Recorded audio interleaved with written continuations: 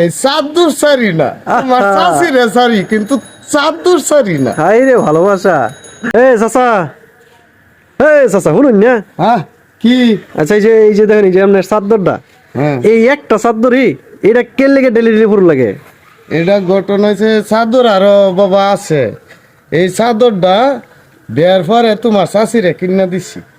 পরে একদিন আমার কাপড় ধুইছে, তো আমি কই যে ঠান্ডার মধ্যে দোহানো যায় তে কি করি, আমার চাদরটা নেও, মনে হরবা তুমি আমার লগে আছো।